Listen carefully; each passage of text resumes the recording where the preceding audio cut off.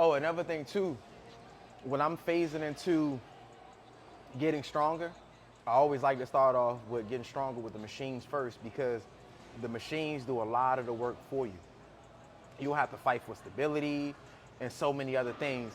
And on top of that, before you get to a lot of the free weight movements, whether it be dumbbells, whether it be cables, you can use this time to memorize the movements. It's easy for you to develop better form and technique from using machines. If you haven't noticed already, I'm a huge advocate towards using machines. That's something that's gonna stay in my system. So do understand for the next month, I'm gonna use a lot of machines. So I'm gonna show you a lot of machine exercises, incorporate dumbbells here and there, and incorporate cables here and there, just to kind of shock the body. One thing I like about cables is that you're not gonna be able to load your body with cables as much as you are with dumbbells and machines, just because you gotta fight for a lot of stability work. But the gym that I work at, workout at, I'm gonna say work at, but workout at, it does actually have a cable machine that does do some of the stability work for me. So I am gonna be able to load my body a little bit better.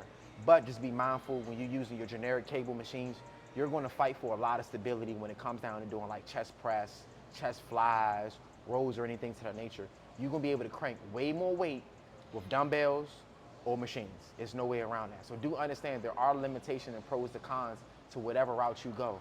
But just make sure you're doing things that you enjoy and things that work well for you and your body. Let's get it. I'm gonna do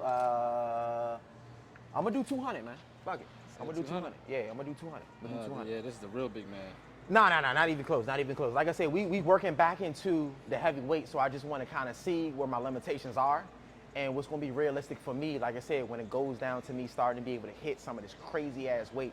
And it's always good to kind of see what you can really bite off and shoot, man. Like sometimes, like I said, I don't want it to be a point that I'm doing something extremely unrealistic. And then two, the fact that I'm training with TJ right now, I do get a little bit of rest while he's working. That's not something I'm actually able to do when I'm training by myself. So there are pros and cons to everything. Just make sure you're taking advantage. Oh shit, I'm gonna do what he did. It's me. Oh, I ain't get my hand placement together. Get your hand placement together first before you even go crazy. There you go.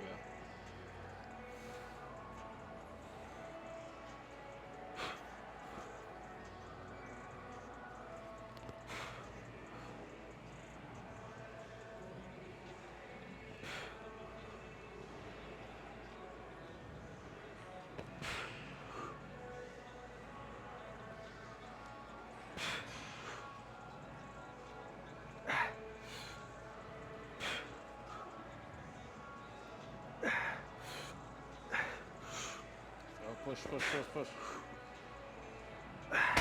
Whoo, nah, that was the best I could give you. And this is why I say start off with machines. You can get stronger shit on machines. And then do understand you may not be able to lift as much when you make that transition to cables or dumbbells, but do understand they work in the body a little different. So don't be upset about that. On to the next.